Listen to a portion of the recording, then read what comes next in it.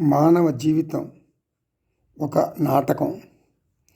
కొన్ని క్షణాలు బాలుడిగా ఉంటాడు, కొన్ని క్షణాలు యువకుడిగా ఇంద్రియ సుఖాలు అనుభవిస్తాడు, కొన్ని క్షణాలు ధనం లేక ఇబ్బందులు పడతాడు, కొన్ని క్షణాలు ధనం అధికమై ఒత్తిడితో ఆందోళన చెందుతాడు. జీవితం యొక్క ఎత్తుపల్లాలు పరిశీలించే లోపే వృద్ధాప్యం వచ్చేస్తుంది. తల నెరిసిపోతుంది, పండ్లు ఊడిపోతాయి. యమధర్మరాజు యొక్క గ్రీన్ రూమ్లోకి ప్రవేశిస్తాం అంటే మరణిస్తాం అని అర్థం. అనంతమైన కాలంలో మన క్షణభంగురమైన మానవ జీవితం ఎంతో అల్పమైంది. సముద్రంలోని ఒక చిన్ని నీటి బుడగతో సమానం. ఈ సత్యం తెలియక మనం సంసారంలో కూరుకుపోతున్నాం, ఆందోళన చెందుతున్నాం. మానవ జీవితాలు తాత్కాలిక వేషాలు. నేను తండ్రిని, నేను తల్లిని, నేను కొడుకుని అనుకోవటం నీ అజ్ఞానానికి పరాకాష్ట.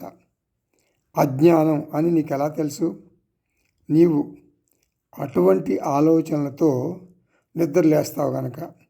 ఈ ఆలోచనలు కట్టిపెట్టు అంటున్నారు అష్టావక్ర మహర్షి.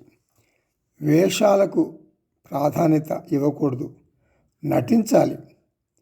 అంతేగాని వేషాలతో తాదాత్మ్యం చెందకూడదు.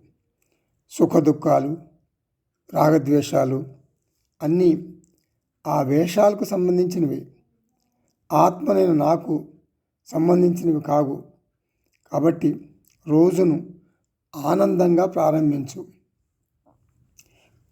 అందుకే శ్రీకృష్ణ పరమాత్మ భగవద్గీతలో తన బోధను ప్రారంభించినప్పుడు తం ఉవాచ రిషికేశ ప్రహసన్ ఇవ భారత.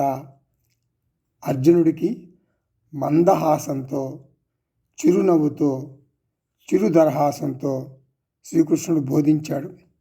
అందుకే అష్టావక్ర మహర్షి అంటారు, వేదాంతం అంటే నవ్వుముఖం, జ్ఞానయోగం అంటే నవ్వుముఖం, ఆనందంగా ఉండటం, సుఖంగా ఉండటం. ఇదే వేదాంతం అంటే.